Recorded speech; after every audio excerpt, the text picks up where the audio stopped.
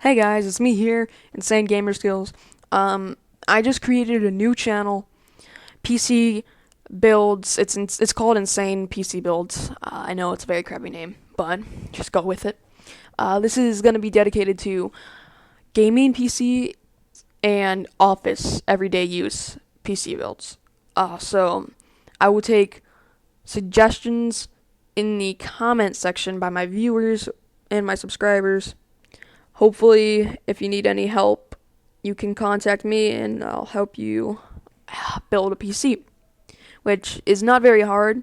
It's actually really easy.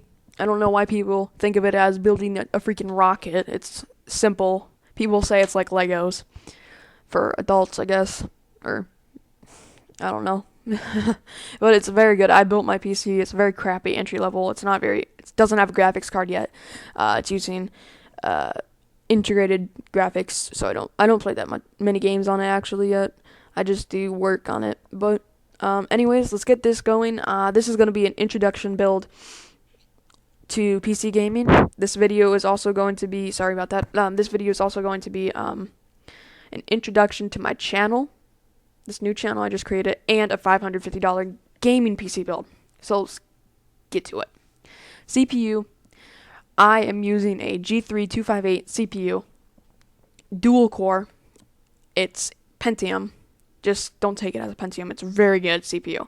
It's only dual core. I know it's dual core, but it has Haswell architecture, so it's very strong. It's very strong dual core. It's 3.2 gigahertz, and with this awesome CPU cooler, the Cooler Master Hyper 212 Evo, you can overclock it. And I would overclock it to about 4.4 gigahertz, and you'll probably get around 40 Celsius, 40 degrees Celsius, or 40 degrees idle, and maybe around, say, 60 to 70 degrees load. So it's very good. CPU cooler. It's like $37 on Amazon, or no, it's like $28 on Amazon. But it's very good. It's one of the most recommended CPU coolers on Amazon. It's a bestseller actually.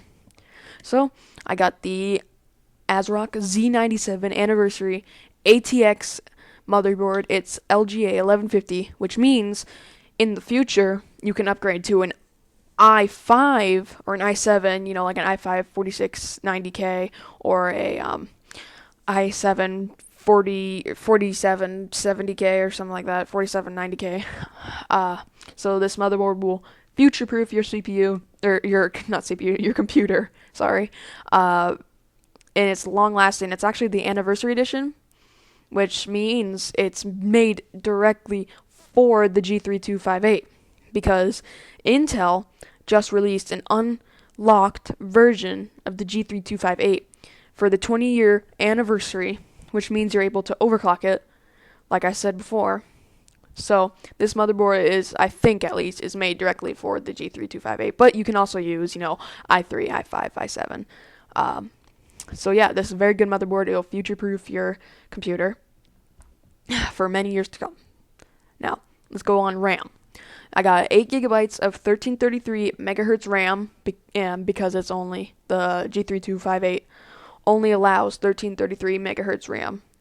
If you get more than 1333, it will just downclock the RAM, so it's a waste of money if you get anything above 1333. So I got 8 gigabytes of DDR3 1333 RAM by G.Skill, which is a very reliable RAM source. Most games now recommend at least 6 gigabytes of RAM, I think it is. So I'd get 8 or 12 to be on the safe side. So to the storage, I got the Seagate Barracuda 1 terabyte hard drive. It's a very good hard drive. I have one in my build right now, actually. It runs great. I installed the OS on it. I don't have an SSD yet. Same with this. You can get an SSD later on if you want to, or you can get it at the start if you want to pay for, a 32 gigabyte SSD and just put the OS on it. So, you can do what you want with your PC. It's your PC. But this is just a build to help you enter the PC gaming world. So, it's 1 terabyte, which is enough storage for games, for your entire Steam library. You can get, I think, maybe about like 1,000 games. 1,000 games I mean by like, not Call of Duty Advanced Warfare type of games, like maybe like Counter-Strike and Half-Life, but you can get Call of Duty Advanced Warfare definitely. Those just, take up, I think it's like 40 gigabytes, or 50 gigabytes Call of Duty Advanced Warfare takes up, which is crazy, but 1 terabyte is good enough for entry level. So, now it's to the video card. Now, this video card is a EVGA GeForce GTX 750 Ti 2 gigabyte superclocked video card, or graphics card, whatever you want to call it. It's low power consumption, so I think it takes up like 75 watts, and it calls for like 300 watts, I think. I'm not sure. So people, what they'll do is they'll buy like $200 computers, $300 computers from Walmart, and they'll just put this graphics card in it, which will allow them to play, medium setting games. But with this CPU that I'm using, there's going to be no bottleneck whatsoever, if any, just a tiny bottleneck, which will allow you to run games from high to ultra settings, at least above 45 FPS. This is a very good card. It's only $148 or $49. If you want, you can get the GTX 750 Ti for the Win edition. It's FTW, and it has ACX cooling in it, so that's 2 fans. It'll probably be a lot cooler under load, but it's also a little bit better. The clock, the base clock is like 1,000 something, 1,100 something, or 1,200 something for this, and the base clock is 1,200 something too, but you can definitely overclock for the Win edition a little bit more than this version.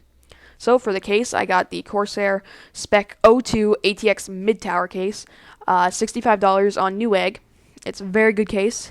You can actually take off some bays for hard drives, and you can fit a longer graphics card. I think the graphics card maximum length was like 13 inches, 11 inches. You have to look that up. I'm sorry. Or I'll look that up later. But yeah, this is a very good case. It's by Corsair, so it's, made out of very good materials. Another good case you can get is the NZXT Phantom 210, I believe. It's a very cheap case, but it's very good, actually.